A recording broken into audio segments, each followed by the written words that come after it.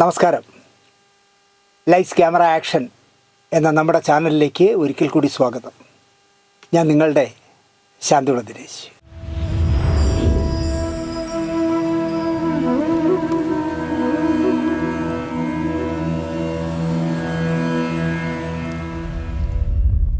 ഒരു 6-7 മാസം മുമ്പ്, എനിക്കൊന്ന് ഏതാണ്ട് ഒരു വർഷം മുമ്പ്, ഒരു സന്ധ്യയ്ക്ക് എനിക്കൊരു ഫോൺ വന്നു. 9946813922 എന്ന് പറഞ്ഞാൽ എനിക്ക് അറിഞ്ഞുകൂടാത്ത ഒരു നമ്പറിൽ നിന്നാണ് എന്നെ വിളിക്കുന്നത്. ദിനേശ് അല്ലേ? അതെ, ഞാൻ ജയചന്ദ്രനാണ്.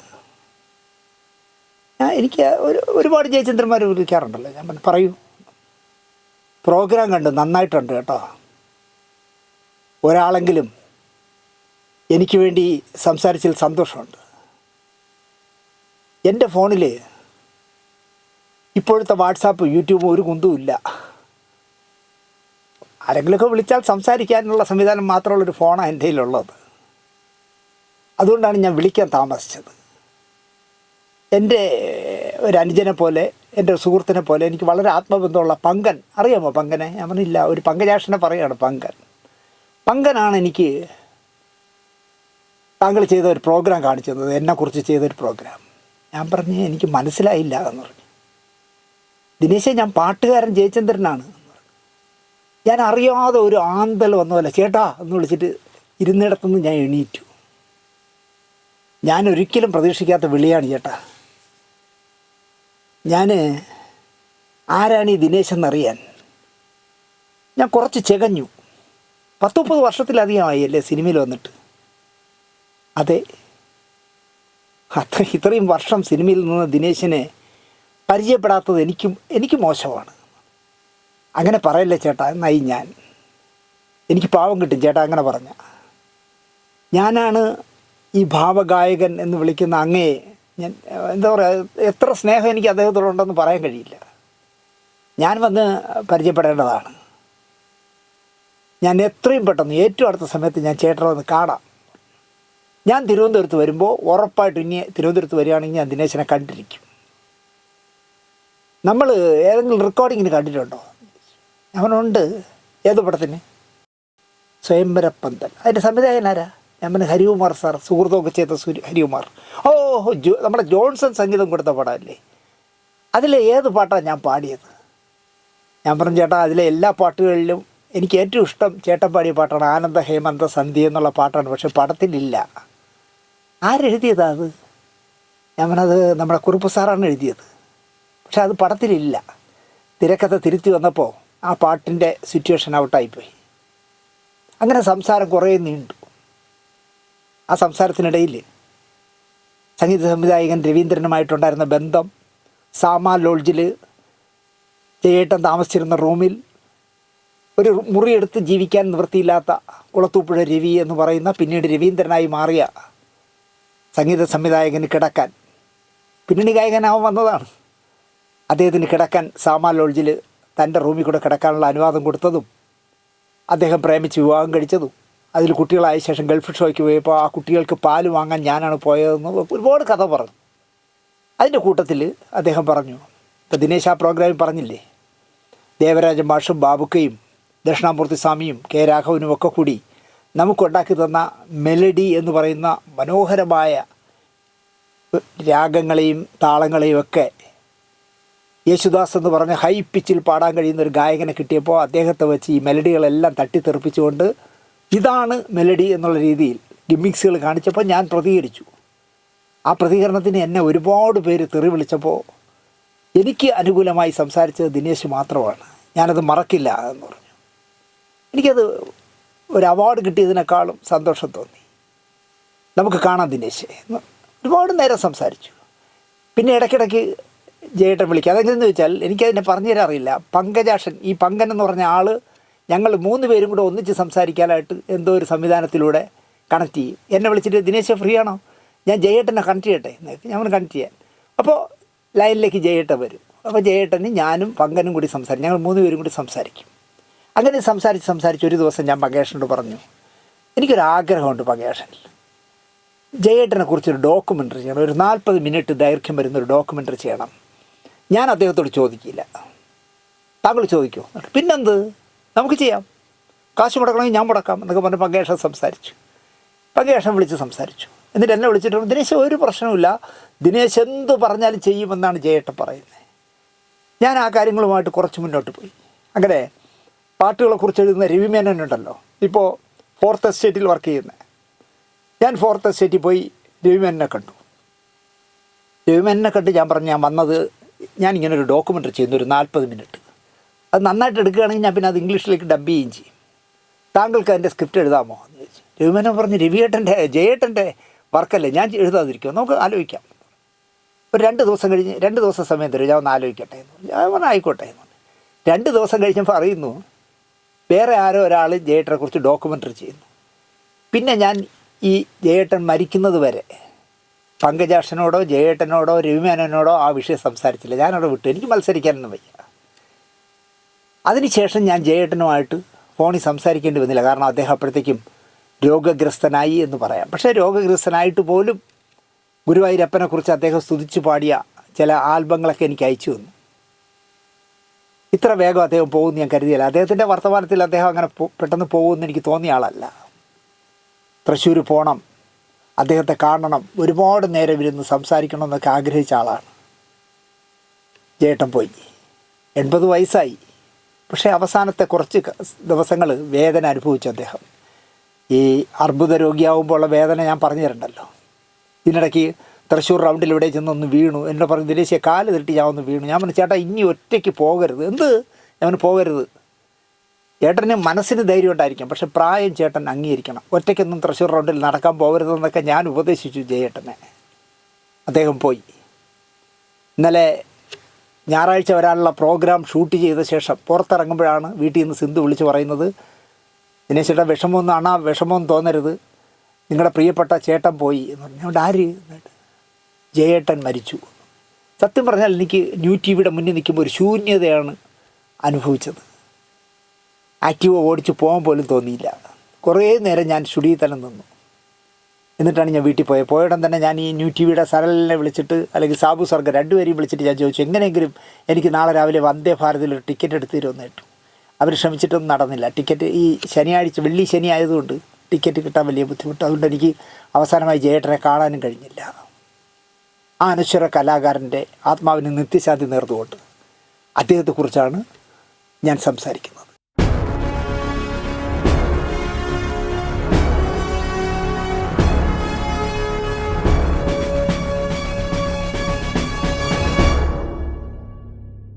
നമസ്കാരം. എത്ര പേരെക്കുറിച്ച് ഞാൻ കഥ പറയേണ്ടി വന്നു എന്നാണ് ഞാൻ ആലോചിക്കുന്നത്. 1958 കേരളത്തിൽ ആദ്യമായി, ഇപ്പോൾ ഒരു 3-4 ദിവസമല്ലേ ഉള്ളൂ, സംസ്ഥാന യുവജനോത്സവം, ഹൈസ്കൂൾ തലത്തിലുള്ള യുവജനോത്സവം അവസാനിച്ചിട്ട് തൃശ്ശൂർ ട്രോഫിയും കൊണ്ട് പോയി. ആ സ്വർണ്ണ ട്രോഫിയും കൊണ്ട് അവർ പോകുന്നോണം കാണാൻ കുട്ടികൾ. അപ്പോൾ ആദ്യമായി സംസ്ഥാന സർക്കാർ യുവജനോത്സവം നടത്തുന്നത് 1958 മോഹൻലാൽ പഠിച്ച തിരുവനന്തപുരത്തെ മോഡൽ സ്കൂളിൽ വെച്ചായിരുന്നു ആദ്യത്തെ യുവജനോത്സവം. ആ ഉത്സവത്തിൽ മൃദംഗ വായനയ്ക്ക് 1ാം സമ്മാനവും ലളിത സംഗീതത്തിന് 2ാം സ്ഥാനവും നേടിയത് ഇരിഞ്ഞാലക്കുട നാഷണൽ ഹൈസ്കൂളിലെ ജയൻകുട്ടൻ എന്ന് വീട്ടുകാർ വിളിക്കുന്ന ജയചന്ദ്രൻ എന്ന വിദ്യാർത്ഥിയായിരുന്നു. ലളിത സംഗീതത്തിൽ 1ാം സ്ഥാനം, ഇദ്ദേഹം 2ാം സ്ഥാനമാണ് വാങ്ങിച്ചത്. 1ാം സ്ഥാനം നേടിയത് ഫോർട്ട് കൊച്ചിക്കാരനായ KJ യേശുദാസ് എന്ന് പറഞ്ഞ കുട്ടിയായിരുന്നു. ആ മൃദംഗ വിദ്വാൻ പിന്നീട് മലയാളിയുടെ ഭാവഗായകനായി വളർന്ന P. ജയചന്ദ്രനായിരുന്നു. നനച്ചിരിക്കാതെ, സംഗീതം ക്ലാസിക്കലായി പഠിക്കാതെ പിന്നണി ഗായകനാകാൻ ജയേട്ടന് കഴിഞ്ഞു. പക്ഷേ ചലച്ചിത്ര മേഖലയിൽ ഒരു വ്യക്തിക്ക് നേരിടേണ്ടി വരുന്ന എല്ലാ പ്രതിസന്ധികളും തിരിച്ചടികളും തഴയപ്പെടലുകളും എല്ലാം അനുഭവിച്ച് തുടരുമ്പോഴും ഒന്നിലും ആവലാതിപ്പെടാതെ, ഇതൊന്നും നമുക്ക് വിധിച്ചതല്ല എന്ന് പറഞ്ഞ് തള്ളിക്കളയാൻ കഴിയുന്ന ഒരു മനസ്സിനുടമയായിരുന്നു P. ജയചന്ദ്രൻ. നിങ്ങൾ എവിടെയെങ്കിലും വായിച്ചിട്ടുണ്ടോ ജയചന്ദ്രൻ്റെ അവസരം ആരെങ്കിലും തട്ടിയെടുത്തു എന്ന് പറയുന്നതോ, പാടിയതിന് അർഹതപ്പെട്ട പ്രതിഫലം എനിക്ക് കിട്ടിയില്ല എന്നോ, അല്ലെങ്കിൽ ജയചന്ദ്രൻ സ്റ്റുഡിയോയിൽ വന്ന് ജാട കാണിച്ചെന്നോ ആരെ കൊണ്ടും അദ്ദേഹം പറയിച്ചിട്ടില്ല. നല്ല പാട്ടുകൾ, നല്ല സംഗീത പ്രതിഭകൾ, അവരുടെ സൃഷ്ടികളുടെ പിന്നാലെ പോകുന്ന ഒരു മനസ്സായിരുന്നു എന്നും ജയേട്ടനെ വിളിച്ചാൽ ഏറ്റവും വലിയ രസം എന്താണെന്ന് ചോദിച്ചാൽ സംസാരത്തിനിടയിൽ ജയേട്ടൻ ഒരു 3-4 പാട്ട് പാടും. പാടുന്ന ഒരു പാട്ടും ജയചന്ദ്രൻ പാടിയതല്ല. ദാസേട്ടൻ പാടിയതാവാം, സുശീലാമ്മ പാടിയതാവാം. സുശീലാമ്മയായിരുന്നു അദ്ദേഹത്തിൻ്റെ കൺകണ്ട ദൈവം. മുഹമ്മദ് റാഫി പാടിയതാവാം, SP ബാലസുബ്രഹ്മണ്യം, ആണുങ്ങൾ പാടിയ മനോഹരമായ പാട്ടുകൾ അദ്ദേഹം പാടിയത് പാടേയില്ല, നമുക്ക് പാടിത്തരുമായിരുന്നു. എന്നോട് ചോദിച്ചു, ദിനേശിന് ഏറ്റവും ഞാൻ പാടിയ പാട്ടുകളിൽ ഏതാ ഇഷ്ടമെന്ന് ചോദിച്ചു. ഞാൻ പറഞ്ഞു, ഒന്നിനി ശ്രുതി താഴ്ത്താൻ എന്നുള്ള മനോഹരമായ ലളിതഗാനമാണെന്ന് പറഞ്ഞു. അപ്പോൾ ഫോണിൽ കൂടെ പാടിത്തരും ജയേട്ടൻ. ഒന്നിനി ശ്രുതി താഴ്ത്തി പാടുക പൂങ്കുയിലേ, എന്നോമലുറക്കമായി ഉണർത്തരുതേ, എന്നോമലുറക്കമായി ഉണർത്തരുതേ. ഒന്നിനി തിരി താഴ്ത്തു ശാരദ നിലാവേ, ഈ കണ്ണിലെ കിനാവുകൾ കെടുത്തരുതേ, കണ്ണിലെ കിനാവുകൾ കെടുത്തരുതേ. സംഗീത ആസ്വാദന ബോധമുള്ള ആര് വിളിച്ചാലും തൻ്റേതല്ലാത്ത ഒരു പാട്ടിൻ്റെ 4 വരി പാടാതെ ജയേട്ടൻ ഫോൺ വയ്ക്കില്ലായിരുന്നു. എന്നും രാത്രി ഉറങ്ങുന്നതിന് മുമ്പ് സുഹൃത്തുക്കളെ വിളിച്ച് ഓരോ പാട്ടുകൾ പാടിക്കൊടുത്തില്ലെങ്കിൽ അദ്ദേഹത്തിന് ഉറക്കം വരില്ലായിരുന്നു. എൻ്റെ കൂടെ പറഞ്ഞതാണ് അദ്ദേഹം. അത് യേശുദാസിൻ്റെ ആകാം, P. സുശീലാമ്മയുടെ ആകാം, SP ബാലസുബ്രഹ്മണ്യത്തിൻ്റെ ആവാം, മുഹമ്മദ് റാഫിയുടെ ആവാം, കിഷോർ കുമാറിൻ്റെ ആകാം, മുകേഷിൻ്റെതാവാം, ആരുടെ ഒന്നുമില്ല. ഏതെങ്കിലുമൊക്കെ ഓരോ പാട്ട് സുഹൃത്തുക്കൾക്ക് പാടിക്കൊടുത്താണ് അദ്ദേഹം ഒരു ദിവസം അവസാനിപ്പിക്കുന്നത്. പ്രഗത്ഭരായ മറ്റ് ഗായകരുടെ പാട്ടുകൾ നിരന്തരം കേട്ടുകൊണ്ടിരിക്കലാണ് അദ്ദേഹത്തിൻ്റെ ഒരു ഹോബി.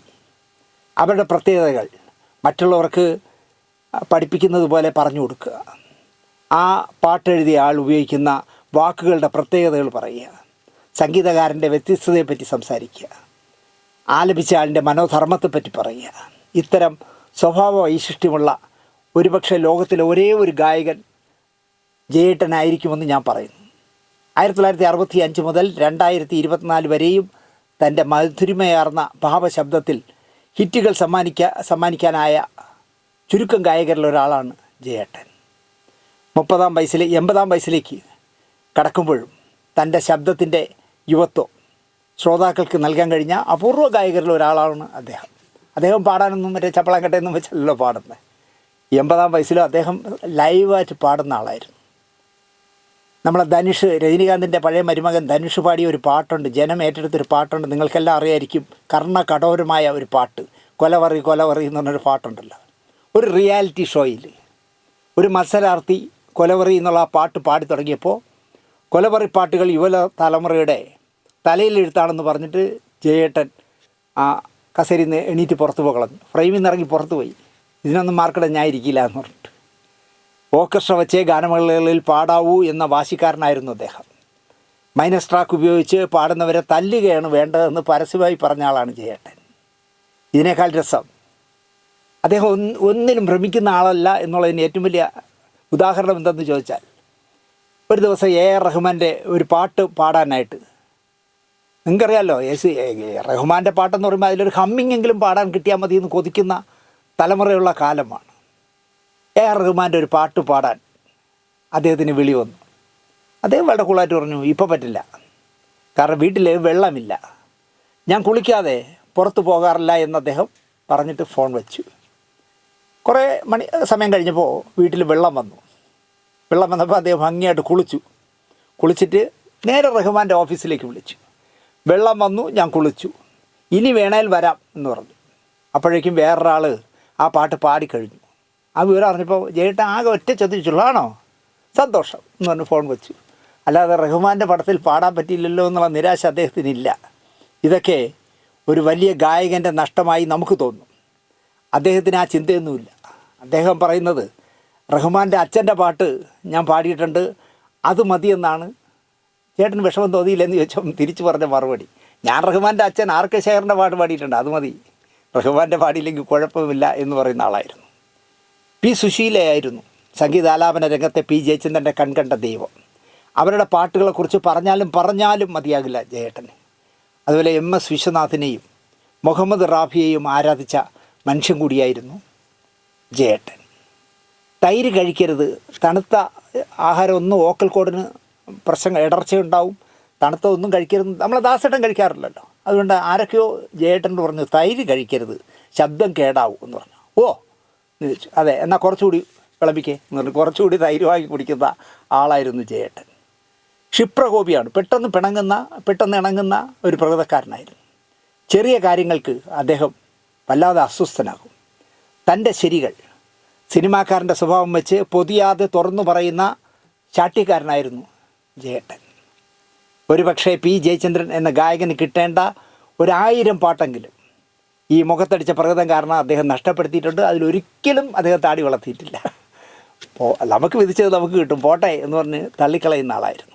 എന്നാൽ അണുകിട മാറാൻ അദ്ദേഹം തയ്യാറായില്ല ഒരിക്കലും.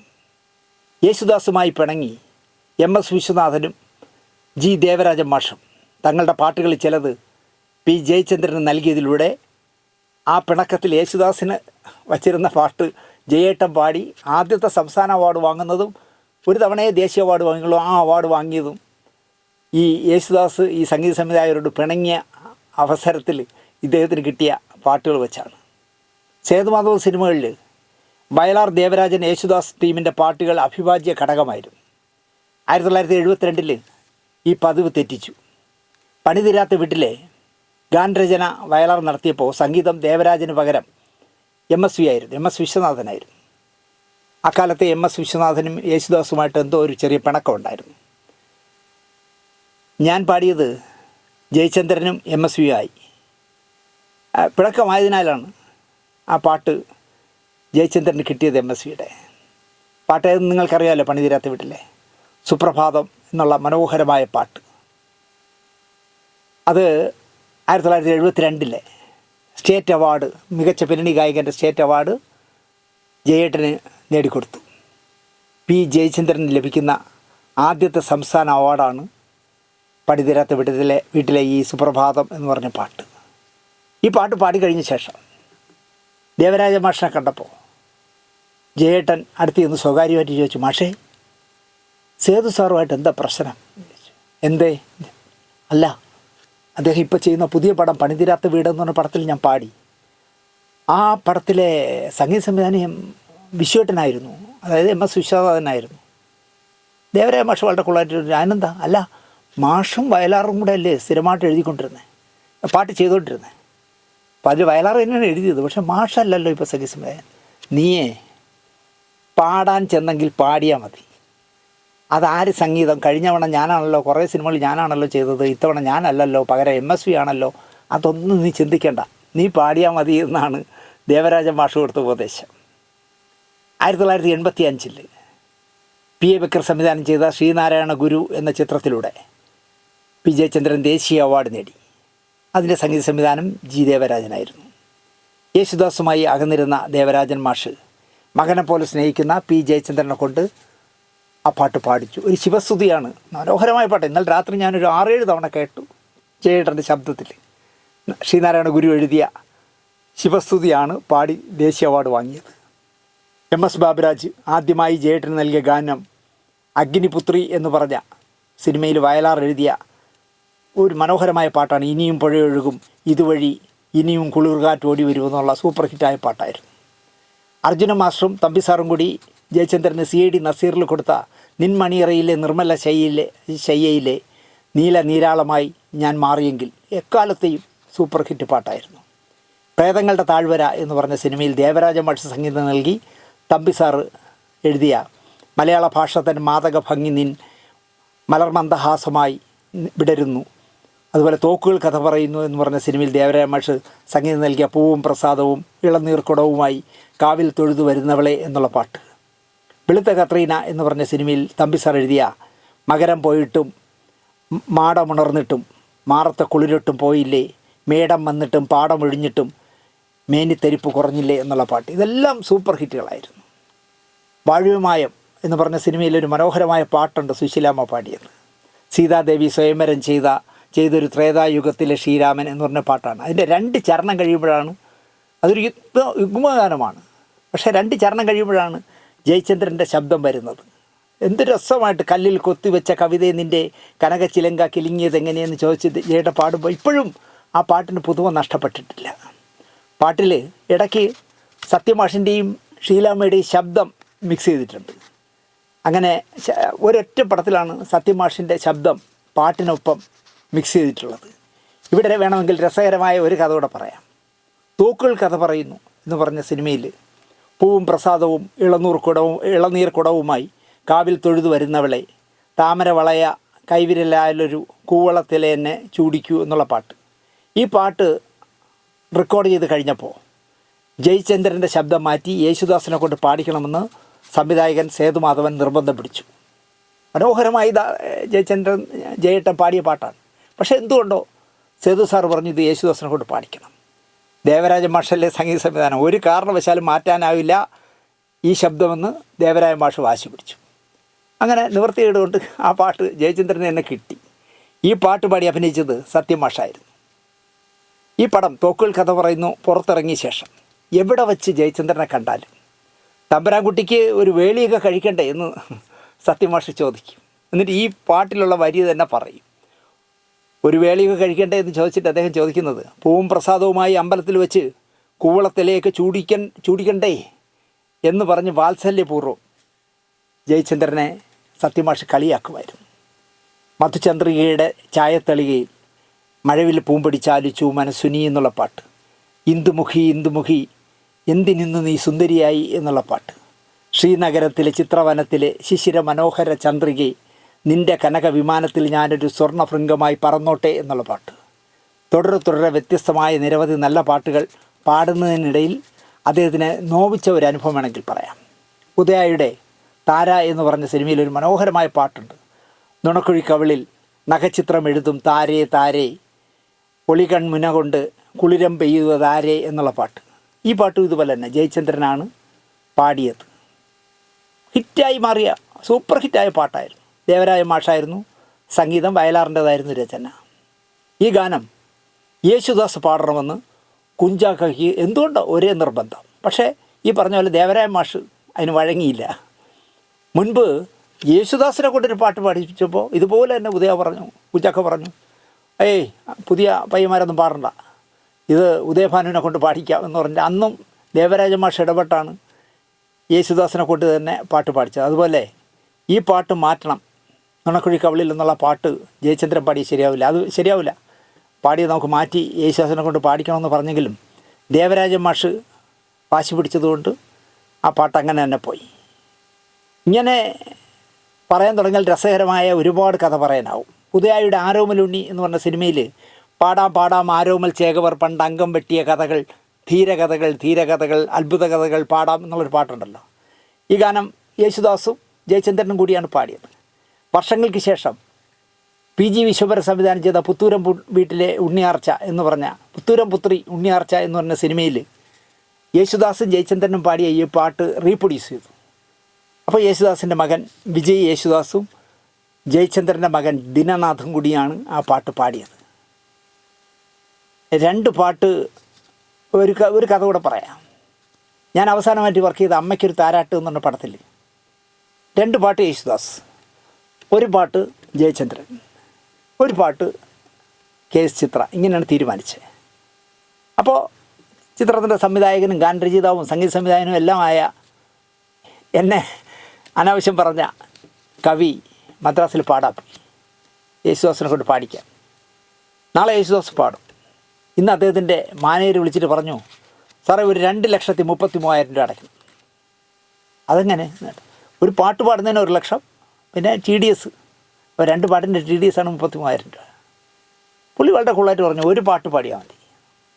അപ്പോൾ ഞാൻ ഇതിൻ്റെ പകുതി പൈസ തന്നാൽ മതിയല്ലോ. ഫോൺ വെച്ചു. അദ്ദേഹം ക്ഷിപ്രകോപിയല്ലേ. പിറ്റേ ദിവസം ദാസേട്ടൻ പാടാൻ വന്നു. തമ്പി 2 പാട്ടുണ്ടെന്ന് പറഞ്ഞിട്ട് ഇപ്പോൾ എന്താ ഒരു പാട്ടായേ എന്നിട്ട്? അല്ലല്ല, നിങ്ങളുടെ റേറ്റ് വെച്ച് എനിക്ക് എൻ്റെ കൊച്ചു പടമാണ്, ഈ കൊച്ചു പടത്തിൽ നിങ്ങളുടെ മാനേജർ പറയുന്ന റേറ്റ് കൊടുത്താൽ എനിക്ക് മുതലാവില്ല. അയാൾ എത്ര പറഞ്ഞേന്ന് കേട്ടു. അത് അയാൾക്ക് 2 പാട്ടിന് 2,33,000 രൂപ അടയ്ക്കണമെന്ന് പറഞ്ഞു. എൻ്റെ ഇല്ല. പിന്നെ എന്താ വേണം തമ്പി? ഞാൻ ഇതിലൊരു പാട്ട് ജയനെ കൊണ്ട് പാടിക്കുന്നുണ്ട്. അപ്പോൾ ഈ ദാസ് ഒരു പാട്ട് പാടിയാൽ മതി, അടുത്ത പാട്ടും കൂടി ഞാൻ ജയനെ കൊണ്ട് പാടിച്ചോളാം എന്നായി തമ്പി സാർ. അവസാനം യേശുദാസ് പറഞ്ഞു ആ ഒരു പാട്ടിൻ്റെ പൈസ കൊടുത്താൽ മതി എന്നുകൊണ്ട് 2 പാട്ടും പാടി.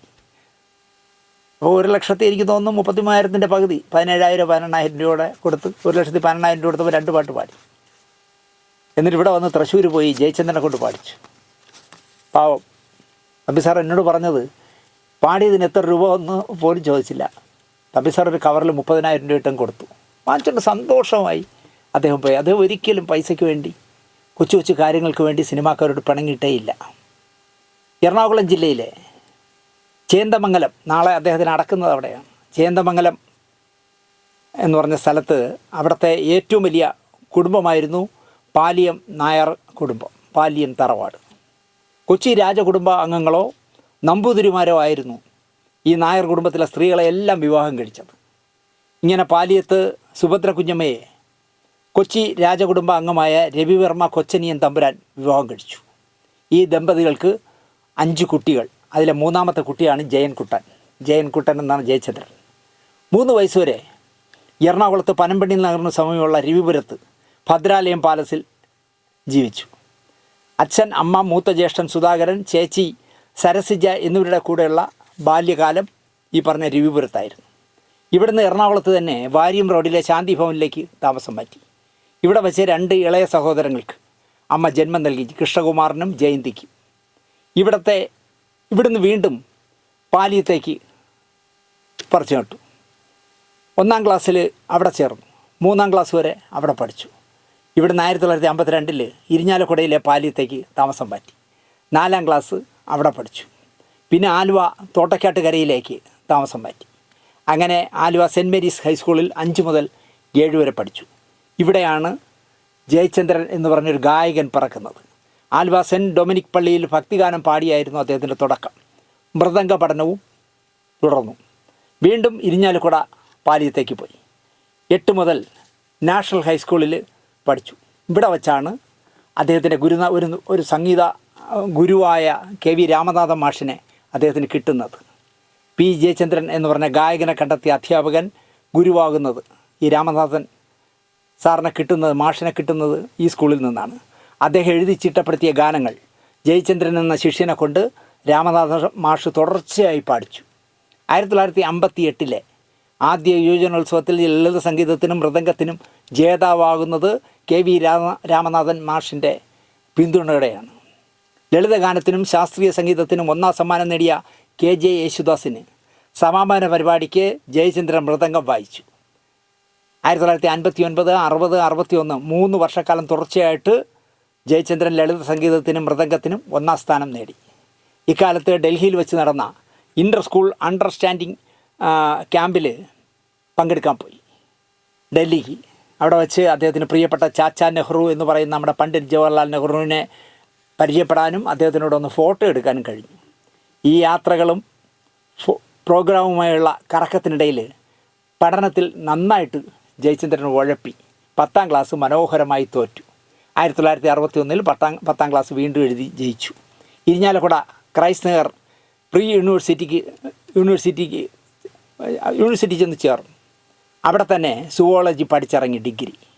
വെറ്റിനറി ബിരുദം നേടിയ ജ്യേഷ്ഠൻ സുധാകരൻ മദ്രാശിയിൽ ജോലി കിട്ടി മദ്രാശിക്ക് പോയി. യേശുദാസിൻ്റെ ചങ്ങാതിയായി പെട്ടെന്ന് സുധാകരൻ. പിന്നണി ആലാപന രംഗത്ത് യേശുദാസ് പാടിത്തുടങ്ങിയ കാലമാണ്. ഒഴിവുകാലത്ത് ജ്യേഷ്ഠൻ്റെ അടുത്ത് മദ്രാശിയിൽ ജയചന്ദ്രനും എത്തും. അങ്ങനെ യുവജനോത്സവ വേദിയിൽ 1958 കണ്ടുമുട്ടിയ യേശുദാസിനെ പിന്നണി ഗായകനായ ശേഷം ജയേട്ടൻ വീണ്ടും കണ്ടുമുട്ടി. രേവതി സ്റ്റുഡിയോയിൽ യേശുദാസിൻ്റെ ഒപ്പം യേശുദാസ് ഒരു പാട്ട് പാടാൻ പോവുകയാണ്. അദ്ദേഹത്തിൻ്റെ കൂടെ പോയി. അദ്ദേഹം മാണിക്യ വീണയുമായ മനസ്സിൻ്റെ താമരപ്പൂവിലുണർന്നവളെ എന്ന കാട്ടുപൂക്കൾ എന്ന ചിത്രത്തിലെ ദേവരാജ മാഷ് സംഗീതം നൽകി ONV കുറിപ്പ് എഴുതിയ ഗാനം യേശുദാസ് പാടുന്നത് ഈ കുട്ടി 4 or 6 വയസ്സിൻ്റെ എളുപ്പമുണ്ടല്ലോ യേശുദാസായിട്ട്. ഈ ജയേട്ടൻ കൺസോളിലിരുന്ന് യേശുദാസ് പാടുന്നത് കണ്ടുകൊണ്ടിരുന്നു. ഇങ്ങനെ കണ്ടുകൊണ്ടിരിക്കുമ്പോൾ നാളെ ഞാൻ ഇതുപോലൊരു പാട്ട് ഇവിടെ ഒന്ന് പാടുമെന്ന് അദ്ദേഹം സ്വപ്നത്തിൽ പോലും കരുതിയില്ല. ഇവിടെ വച്ചാണ് ദേവരാജ മാഷിനെ ആദ്യമായി പരിചയപ്പെടുന്നത്. ജയചന്ദ്രനും ജ്യേഷ്ഠൻ സുധാകരനും യേശുദാസും കൂടി ഒരു ബൈക്കിൽ താജ്മഹൽ എന്ന് പറഞ്ഞ ഹിന്ദി സിനിമ കാണാൻ പോയ കഥയടക്കം ജയേട്ടൻ ഫോണിൽ പറഞ്ഞു തരുമായിരുന്നു. ഒരു ബൈക്കിൽ 3 പേരും കൂടെ താജ്മഹൽ കാണാൻ പോയത്. 1965 ഡിഗ്രി നേടിയ ശേഷം ജോലി തേടി വീണ്ടും മദ്രാസിലെത്തി. ഇൻഡോ പാക് യുദ്ധകാലത്ത് ഫണ്ട് ശേഖരണത്തിനായി നമ്മുടെ MP ശ്രീനിവാസൻ്റെ നേതൃത്വത്തിൽ ഒരു ഗാനമേള നടത്തി ഫണ്ട് ശേഖരിക്കാനായിട്ട്. ആ ഗാനമേളയിൽ യേശുദാസ് പങ്കെടുക്കേണ്ടതാണ്. പക്ഷേ എന്തോ തിരക്ക് കാരണം അദ്ദേഹത്തിന് ആ ഗാനമേളയിൽ പങ്കെടുക്കാൻ കഴിഞ്ഞില്ല. അങ്ങനെ യേശുദാസ് പാടേണ്ടിയിരുന്ന പഴശ്ശിരാജയിലെ ചൊട്ട മുതൽ ചുടല വരെ എന്നുള്ള ഗാനം പുതുമുഖമായ ജയചന്ദ്രനെ കൊണ്ട് MP ശ്രീനിവാസൻ പാടിച്ചു. ഈ ഒരു പാട്ട് കാരണം ചന്ദ്രതാരയുടെ കുഞ്ഞാലി മരയ്ക്കാർ എന്ന് പറഞ്ഞ സിനിമയിൽ പിന്നണി പാടാനുള്ള അവസരം ജയചന്ദ്രനെ തേടി വരികയായിരുന്നു. BA ചിദംബരനാഥ്, നമ്മുടെ രാജാമണിയുടെ അച്ഛൻ BA ചിദംബരനാഥായിരുന്നു സംഗീതം. ടെൻഷൻ കാരണം ആദ്യ ദിവസം പാടിയത് ശരിയായില്ല. പാടാൻ എന്നെ കൊണ്ട് കഴിയില്ല എന്ന് പറഞ്ഞ് അദ്ദേഹം ഉഴപ്പി. പക്ഷേ അദ്ദേഹം പിന്മാറിയിട്ടും സംവിധായകൻ A. വിൻസെൻറ്റും പ്രൊഡക്ഷൻ കൺട്രോളറും പ്രൊഡ്യൂസറും ഒക്കെ ആയ RS പ്രഭുവും ശോഭന പരമേശ്വരൻ നായരും പ്രോത്സാഹിപ്പിച്ചു. നീ പാടും, നീ പാടിയാൽ ഇത് മനോഹരമാകും, നിനക്കതിന് കഴിയും എന്നൊരു പ്രേരണ നൽകി. അങ്ങനെ ഒരു മുല്ലപ്പൂ മാലയുമായി നീന്തി നീന്തി വന്നേ എന്നുള്ള പാട്ട്, ഒന്നാം കടലിൽ മുങ്ങാം, കുഴിയിട്ടൊന്നാം തിരമാല എന്നുള്ള മനോഹരമായ ഒരു യുഗ്മഗാനം അദ്ദേഹം കോഴിക്കോട്ടുകാരി പ്രേമയോടൊപ്പം പാടി.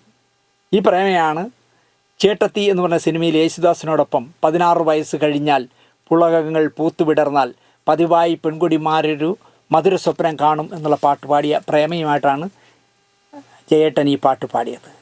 കുഞ്ഞാലി മരയ്ക്കാർ കഴിഞ്ഞതോടെ A. വിൻസെൻ്റ് മാസ്റ്റർ ദേവരാജൻ മാഷിനെ എവിടെ വെച്ച് കണ്ടപ്പോൾ വിൻസെൻ്റ് മാഷ് പറഞ്ഞു, നന്നായി പാടുന്ന ഒരു പയ്യനെ പരിചയപ്പെട്ടു, നല്ല ശബ്ദമാണ് പയ്യന്, പാടിപ്പിച്ച് നോക്കണമെന്ന് ശുപാർശ ചെയ്തു. ദേവരാജൻ മാസ്റ്ററെ കാണാൻ ജയേട്ടൻ ചെന്ന പാടെ ആദ്യത്തെ ചോദ്യം ശാസ്ത്രീയ സംഗീതം പഠിച്ചിട്ടുണ്ടോ എന്നായിരുന്നു.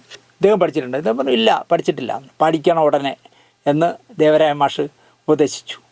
താരുണ്യം തന്നെ താമരപ്പൂവനത്തിൽ പൂവമ്പൻ പോറ്റുന്ന പുള്ളിമാനെ ഓടിപ്പോകാതെ പോകാതെ പൊന്മാനെ എന്നുള്ള ദേവരാജൻ മാസ്റ്റർ നൽകിയ ആദ്യ ഗാനം നല്ല പരിശീലനം നൽകിയ ശേഷം ദേവരാജൻ മാഷ് പാടിച്ചു. റെക്കോർഡിങ്ങിന് പ്രേം നസീറും P. ഭാസ്കരൻ മാസ്റ്ററും സംവിധായകൻ M. കൃഷ്ണൻ നായർ സാറും ഒക്കെ ഉണ്ടായിരുന്നു. അപ്പോൾ ദേവരാജൻ മാഷിൻ്റെ ക്ലാസ്സല്ലേ, പേടിച്ച് നന്നായിട്ട് പാടി. ഒരു ആവറേജ് ഗാനമായിരുന്നിട്ടും പാട്ടുകാരൻ്റെ ശബ്ദം കൊണ്ട് ആ പാട്ട് മനോഹരമായി. ദേവരാജൻ മാസ്റ്റർക്ക് ഇഷ്ടപ്പെട്ടു. അദ്ദേഹം രണ്ടാമതൊരു പാട്ടുകൂടി ആ പയ്യനെ കൊണ്ട് പാടിപ്പിച്ചു. ജയചന്ദ്രൻ എന്ന് പറഞ്ഞ ഗായകൻ്റെ എന്നത്തെയും സൂപ്പർ ഹിറ്റ് ഗാനമായ മഞ്ഞിലയിൽ മുങ്ങിത്തോർത്തി ധനുമാസ ചന്ദ്രിക വന്നു, നിന്നെ മാത്രം കണ്ടില്ലല്ലോ, നീ മാത്രം വന്നില്ലല്ലോ, പ്രേമ ചകോരി എന്നുള്ള പാട്ട്. ഈ പാട്ട് പാടുമ്പോൾ M. കൃഷ്ണൻ നായർ മാത്രമേ കൺസോളിലുണ്ടായിരുന്നുള്ളൂ. പാടിക്കഴിഞ്ഞപ്പോൾ ദേവരാജൻ മാസ്റ്റർ കൂളായിട്ട് ജയേട്ടനോട് പറഞ്ഞു, ഇത് ദാസ് പാടാനുള്ള പാട്ടാണ്, നിന്നെക്കൊണ്ട് ഞാൻ വെറുതെ പാടിച്ചെന്നേ ഉള്ളൂ എന്ന് പറഞ്ഞു.